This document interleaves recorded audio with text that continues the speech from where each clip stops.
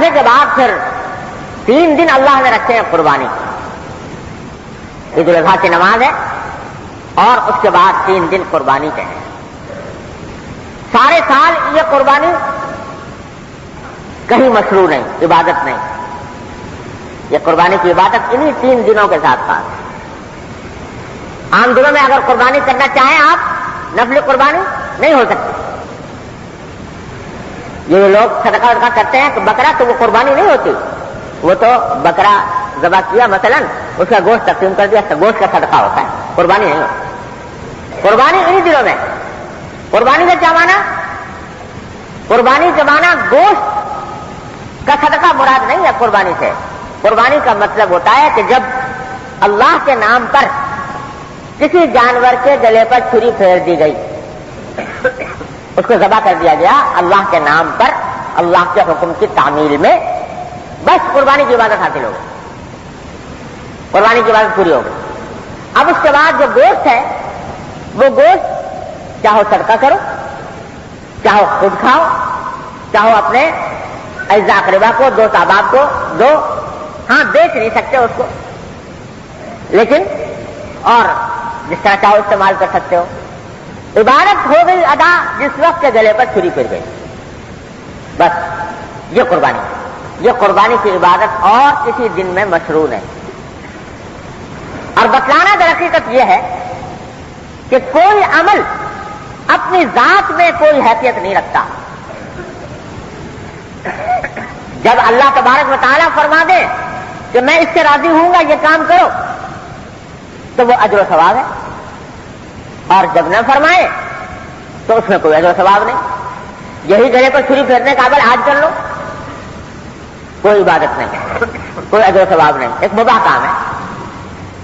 لیکن آج اس کو عبادت نہیں قرار دیا جا سکتا. ان 3 دنوں میں کرو گے تو عبادت ہوگی. کیوں؟ اس لیے کہ اللہ نے فرما دیا کہ ان 3 دنوں میں یہ میرے نزدیک عبادت ہے. اور یہاں فرما دیا کہ ان 3 دنوں میں کوئی عمل، نفلی عمل، اللہ تبارک و تعالیٰ کو اتنا محبوب نہیں جتنا خون بہانے کا. اس وقت ہو گیا، اس وقت وہ عبادت ہو گئی، اس وقت اس کے اوپر اجر و ثواب ہو گیا. لیکن آج کر لو تو نہیں. تو یہ دکھایا جا رہا ہے کہ کسی بھی عمل کو اپنی ذات میں مقصود سمجھنا، کہ کسی عمل کو اپنی ذات میں عبادت سمجھنا، یہ غلط ہے. اصل بات ہمارے حکم کی اتباع ہے، تمہیں وہ عبادت ہے. جب نہیں دیا تو عبادت ختم ہو گئی، عبادت نہیں.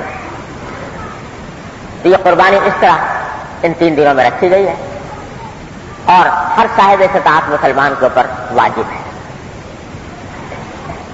جو بھی صاحب نصاب ہو، جو شخص، اس کے ذمہ میں قربانی واجب ہے.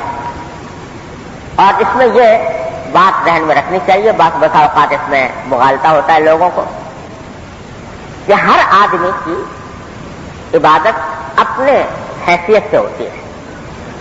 اگر وہ آدمی صاحب نصاب ہے تو اس پر قربانی ہے، واجب ہے. اس کی بیوی صاحب نصاب ہے تو اس کے اوپر الگ قربانی واجب ہے. بالغ اولاد صاحب نصاب ہے تو بالغ اولاد کے اوپر الگ ہے. لیکن اگر ایک آدمی خود تو صاحب نصاب ہے، بیوی صاحب نصاب نہیں ہے، تو اس پر واجب ہے، بیوی پر واجب نہیں. ایک آدمی خود صاحب نصاب ہے، اس کی اولاد صاحب نصاب نہیں ہے، اس پر واجب نہیں. تو یہ ہر ایک کے اوپر الگ اپنی حالت کی حیثیت سے ہوتی ہے. اور جب ہر ایک کے اوپر ہوتی ہے تو اصل ذمہ داری اس شخص کی ہے جس پر قربانی واجب ہے. اگر فرض کرو بیوی پر بھی واجب ہے، شوہر پر بھی واجب ہے، تو اصل ذمہ داری شوہر پر بھی ہے اپنی قربانی کرنے کی اور بیوی پر ہے اپنی قربانی کرنے کی. ہاں البتہ اگر بیوی اجازت دے دے شوہر کو کہ بھائی میری طرف سے آپ کر دو، اور شوہر خوش دلی سے راضی ہو جائے، اس کی طرف سے کر دے، تو ٹھیک ہے، ہو جائے گی. لیکن یہ سمجھنا درست نہیں ہے کہ بیوی شوہر کی قربانی کرنے سے بیوی کی بھی ہو گئی. یہ بات لوگ سمجھتے ہیں، ایسا نہیں. اس واسطے ہر آدمی کو اپنے حالات کا جائزہ لے کر دیکھنا چاہیے کہ صاحب نصاب میں ہوں یا نہیں. صاحب نصاب کا مطلب یہ ہے کہ اس کے پاس آج کل کے حساب سے تقریباً 52.5 تولہ چاندی، تقریباً 6-7 ہزار روپے کی قیمت بنتی ہے.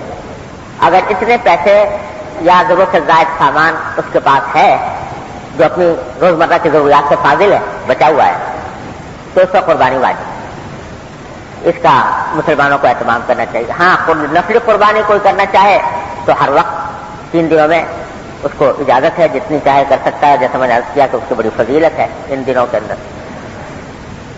تو بھائی یہ قربانی کے جو ایام آ رہے ہیں 3 دن، یہ اور سال کے اندر کہیں میسر آئیں گے نہیں۔ اللہ تبارک و تعالیٰ نے یہ نعمت اس زمانے میں رکھی ہے مسلمانوں کے لیے، اس کو اللہ کی رضا کے لیے، اللہ تبارک و تعالیٰ سے اجر و ثواب حاصل کرنے کی نیت سے انجام دینا چاہیے۔ اس میں خاص طور پر جو چیز بچنے کی ہے وہ ہے نام و نمود۔ شیطان جو ہے وہ ہر عبادت میں کوئی نہ کوئی خلل ڈالنے کی کوشش کرتا ہے۔ تو قربانی کی عبادت اللہ کے لیے ہے، بڑے اجر و ثواب کی ہے، لیکن شیطان چاہتا ہے کہ بندے کو یہ ثواب نہ ملے، تو اس کے دل میں ایسے جذبات پیدا کر دیتا ہے کہ جس کے نتیجے میں وہ جو قربانی کرتا ہے وہ اللہ کے لیے کرنے کے بجائے اعوذ باللہ وہ اپنی شہرت کے لیے، دکھاوے کے لیے، بڑا آدمی اتنا شاندار جانور لے کر آیا، اتنا بڑی پیسوں میں خرید کر لایا اور اس کا جو ہے شور ہو رہا ہے، تو اس بات سے فکر میں رہتے ہیں کہ بھئی ہمارا نام ہو جائے یا لوگ دیکھ کر کہیں کہ وہی بڑی شاندار جانور قربان کیا۔ تو اللہ بچائے، یہ نام و نمود کا جذبہ ایسا ہے جو انسان کو خراب کر دیتا ہے، ہر اچھی سے اچھی عبادت کو خراب کر دیتا ہے۔ ایک تو اس سے بچنا چاہیے، جو کچھ ہو اللہ کے لیے ہو۔ دوسری بات یہ کہ بھئی قربانی جو ہے عبادت ہے اللہ کی، اور یہ میں بار بار آپ حضرات سے عرض کرتا رہتا ہوں کہ کسی بھی عبادت کے انجام دینے میں اس بات کا لحاظ رکھنا ضروری ہے کہ اس عبادت کی انجام دہی سے کسی کو ناواجبی تکلیف نہ پہنچے۔ ہم تو عبادت کر رہے ہیں اور دوسروں کو تکلیف پہنچا رہے ہیں، یہ عمل جو ہے یہ عبادت کے ثواب میں ڈاکہ ڈال دیتا ہے، یہ اس کو خراب کر دیتا ہے۔ لہذا مثلا عبادت قربانی کی کر رہے ہیں اور ایسی جگہ جانور ذبح کرنا شروع کر دیا کہ وہاں گندگی پھیلنے سے لوگوں کو تکلیف ہوگی اور اس سے راستہ چلنے والوں کے لیے ایک عذاب بن جائے گا، گندگی پھیل کر بدبو پھیلے گی، آس پاس کے لوگوں کو، رہنے والوں کو تکلیف ہوگی، یہ عمل جو ہے وہ اس عبادت کے ثواب کو اللہ بچائے کہیں غارت نہ کر دے کہ ایک طرف آپ عبادت کر رہے ہیں، دوسری طرف لوگوں کو تکلیف پہنچا رہے ہیں۔ اس واسطے قربانی کرنے میں بھی اور اس عمل کو انجام دینے میں بھی اس بات کا پورا لحاظ رکھا جائے کہ اس کی وجہ سے گندگی نہ پھیلے زیادہ اور لوگوں کو بلا وجہ تکلیف نہ پہنچے۔ تو یہ چند امور ہیں جن کا لحاظ رکھنے کی ضرورت ہے۔ اللہ تبارک و تعالیٰ اپنے فضل و کرم سے اس عید الاضحیٰ کو اور اس میں انجام دینے والی عبادتوں کو اپنے فضل و کرم سے ہمارے لیے مبارک فرمائے، قبول فرمائے اور خالص اپنے رضا کے لیے عبادت کی توفیق عطا فرمائے۔ وآخر دعوانا الحمدللہ رب العالمین۔